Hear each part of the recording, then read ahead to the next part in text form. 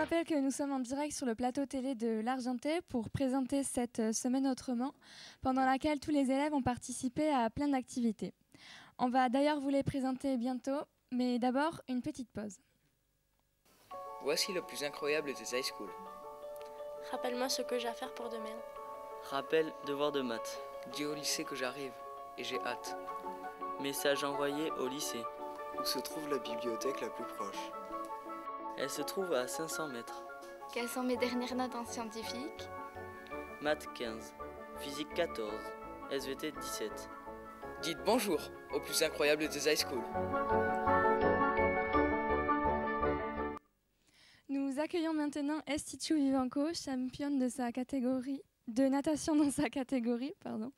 Estichu, bonjour. Vous êtes natif de Bayonne et vous avez 18 ans. Et depuis votre naissance, vous êtes handicapé. Vous avez été amputé de la cheville lorsque vous étiez bébé, puis du genou à 11 ans. Mais malgré ce handicap, vous faites de la natation. Donc à quel âge avez-vous commencé ?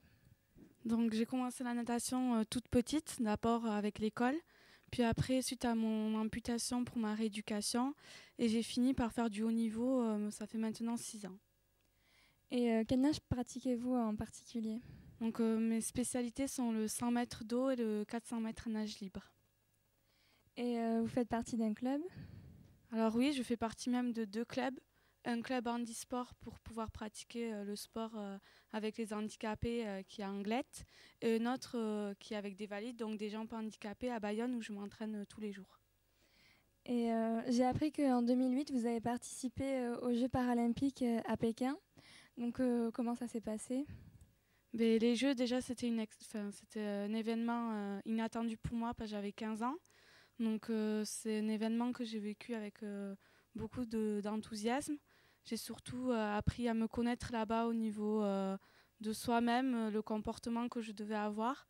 J'ai vu le niveau aussi international et après c'est surtout le plus grand événement sportif, donc plein d'images en tête et plein de souvenirs que je garderai toute ma vie. Très bien.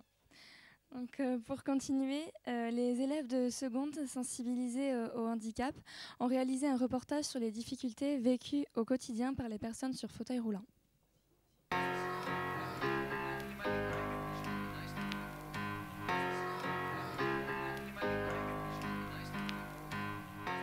Bonjour, nous allons vous présenter un reportage sur le quotidien d'un handicapé moteur équipé d'un fauteuil roulant en ville. Aussi, dans le cadre de la semaine L'Argentais autrement, Marie-Josée Pariès a accepté de répondre à quelques-unes de nos questions lors d'une interview.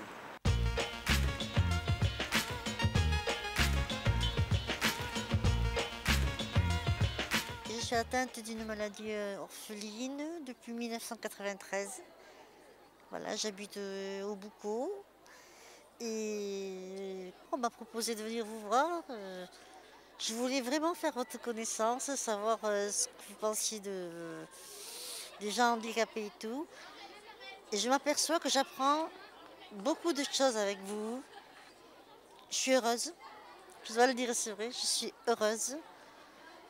Le seul problème, c'est que bon, pour venir vous voir, je rappelle un transport adapté, parce que je ne peux malheureusement pas circuler toute seule. C'est dommage parce que ça me permettrait de voir beaucoup plus de monde et je me sentirais moins isolée.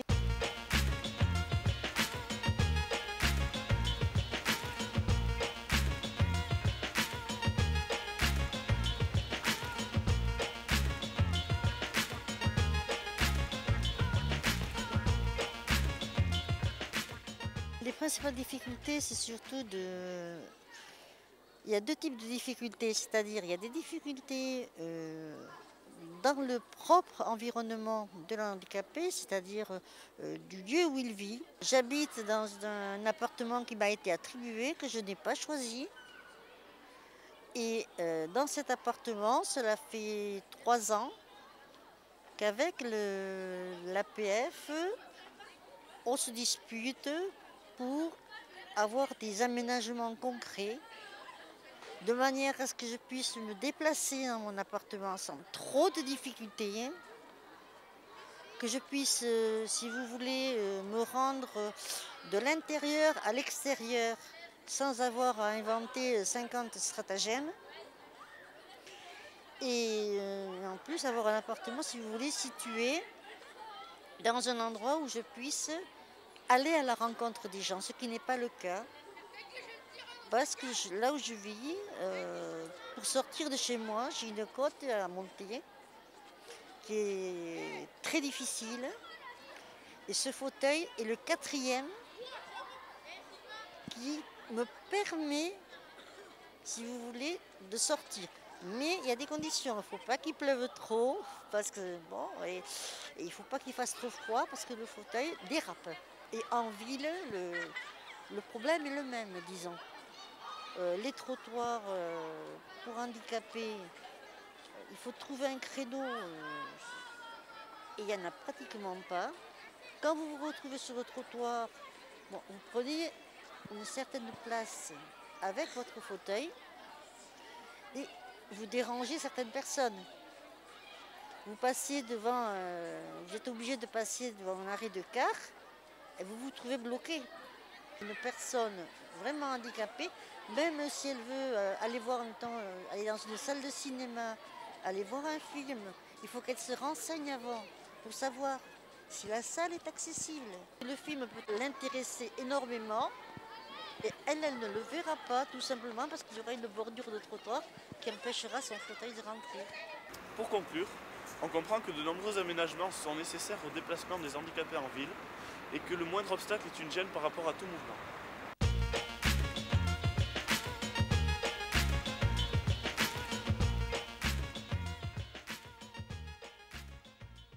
Et donc, Estichou, comment réagissez-vous en voyant ce reportage ? Mais c'est vrai que moi, c'est pas quelque chose qui me touche beaucoup parce que j'ai une prothèse qui me permet de marcher. Mais en ayant côtoyé justement des handicapés dans le milieu du handisport, c'est vrai que être en fauteuil ou avoir un autre handicap que, comme moi, une amputation, c'est vraiment difficile à vivre.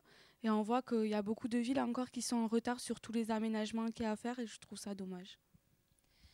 Oui. Et pensez-vous que c'est une bonne idée de traiter ce sujet dans les établissements scolaires ? Mais je trouve ça très intéressant, c'est pour ça aussi que j'ai accepté l'invitation. C'est vrai que je trouve qu'on n'en parle pas assez dans les écoles et de sensibiliser plus jeunes, ça permet à ce que l'information passe plus vite. Et finalement, je trouve que quand je passe dans chaque établissement, je me rends compte que c'est surtout une peur qu'on a et pas une peur qu'il faut enlever. Et plus on s'y prend tôt, mieux c'est. Donc je trouve ça très bien de le faire dans les établissements scolaires. Et vous, quelles sont les principales difficultés que vous rencontrez tous les jours ? Mais moi, comme je le disais, j'ai une amputation au niveau de la jambe, donc j'ai une prothèse qui me permet de vivre comme vous. Donc j'ai pas vraiment de difficultés particulières. Après, c'est surtout quand je me blesse, que je me retrouve en béquille ou en fauteuil, que ça devient plus compliqué. Et est-ce qu'il vous arrive d'avoir des coups de blues par moment ou peut-être ?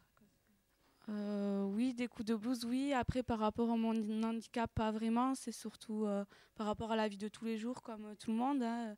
Je suis comme vous. Quand vous avez des coups de blues, moi aussi, ça m'arrive.